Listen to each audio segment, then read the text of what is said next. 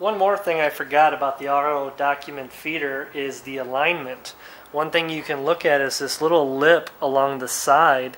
What you want to do is make sure that the document feeder and the frame of the machine line up very consistently along this edge. Okay, there's a really tiny edge. It's barely perceptible, but it's almost lined up perfectly, but there is a little bit of a ledge there. And again, you just want to make sure it's consistent from front to back, back to front. If it's not, and it's always a good thing if you're selling or renting these machines anyway, is to just do an alignment right off the bat.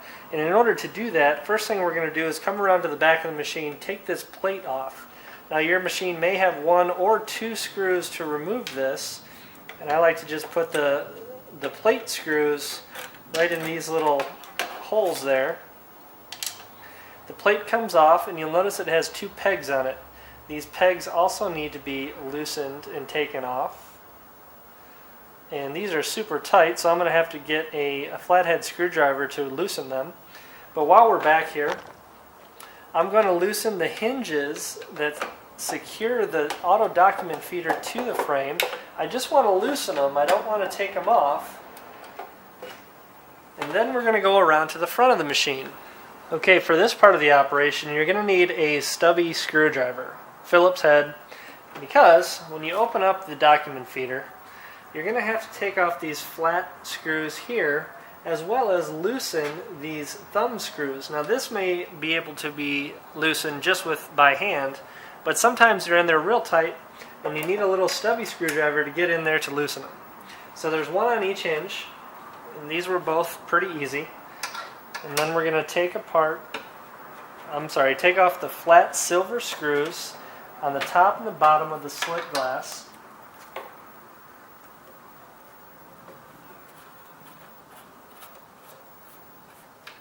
And I can kind of tell this has never been done because these are super tight. And then, as you can see, I got the pegs out of the plate from the back, and these are just going to screw in the top. 1 on the front. 1 in the back, 1 in the front.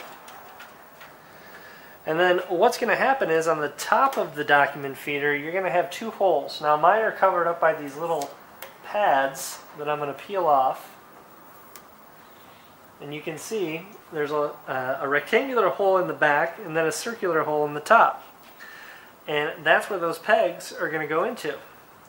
So we're going to close it, get it in there so it's tight, and then we're going to go around to the back of the machine again once we have it in there and we know that this ledge is nice and consistent.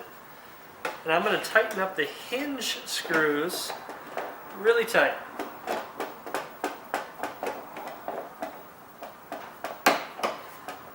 We don't want this to move around, and if your office or your client uses this, the document feeder, or uses the glass quite often, lifting this up a million times is definitely going to affect the alignment of the whole thing. Now some people think that, oh well, if this is what aligns it, let's just keep them in. That way we always know it's going to be aligned. Well, you don't want to do that because this is a thin piece of metal right here that it goes into. And if it does get misaligned and you slam this down, that hole is going to get warped and it's going to defeat the purpose of the whole thing. So now that we have it secured in the hinges very tight in the back, we can tighten up these thumb screws on both of the hinges in the front, and then we can take out the pegs.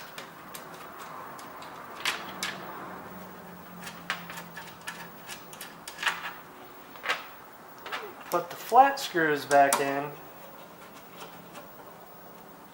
And these don't need to be tight, they're not really holding anything down.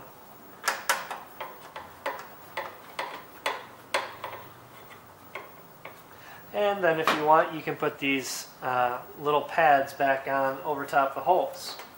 This I don't always do, just because it's annoying taking them off. And sometimes once you take them off, they don't go back on. But in this case, we'll put them back on. We'll close it down. Go back to the back, put these back in the plate that we took off, and then secure the plate back to that hinge, and then you are all set.